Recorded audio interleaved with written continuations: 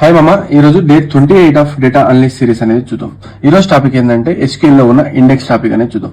ఈ ఇండెక్స్ అనేది ఏంటంటే ఇది ఒక బుక్స్ ఇండెక్స్ లాగా. మనం ఇప్పుడు బుక్స్ అనేది ఓపెన్ చేస్తున్నాం, ఫస్ట్ లో ఇండెక్స్ అనేది ఉంటుంది కదా, టాపిక్స్ నేమ్స్ ఇచ్చి పేజ్ నెంబర్స్ అలా ఇస్తారు కదా, అలాగా ఒక బుక్స్ ఇండెక్స్ లాగా. ఇండెక్స్ అనేది SQL కి హెల్ప్ చేస్తుంది అనమాట, డేటాని ఫాస్ట్ గా ఫైండ్ చేయడానికి. ఈ ఇండెక్స్ వల్ల ఎవరీ రో అనేది స్కాన్ చేయాల్సిన అవసరం అనేది లేదు.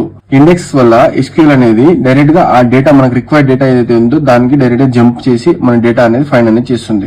ఇలా ఇండెక్స్ వల్ల బెటర్ స్పీడ్ అనేది ఉంటుంది, బెటర్ పర్ఫార్మెన్స్ అనేది ఉంటుంది. ఇప్పుడు రియల్ టైమ్ ఎగ్జాంపుల్ అనేది చూసుకుంటే మనము ఒక డిక్షనరీ ఉంది, డిక్షనరీలో మనం టైగర్ అనేది ఫైండ్ చేయాలి.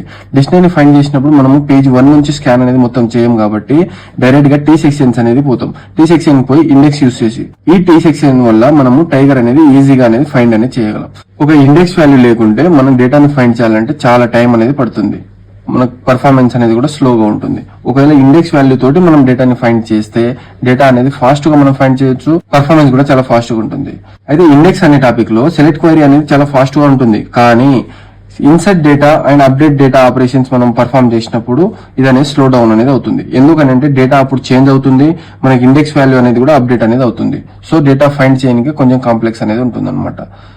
ఇది ఇండెక్స్ టాపిక్ మీకు అర్థమైందని అనుకుంటున్నాను. జస్ట్ ఏం లేదు, జస్ట్ ఇండెక్స్ అని అంటే మనం ఒక డేటాని ఇండెక్సింగ్ ఇవ్వడం వల్ల డేటా అనేది డైరెక్ట్ గా జంప్ చేసి ఫైండ్ అనేది ఈజీగా చేస్తుంది. అప్పుడు మన టైం సేవ్ అవుతుంది, బెటర్ పర్ఫార్మెన్స్ అనేది ఉంటుంది అండ్ స్పీడ్ అనేది ఉంటుంది.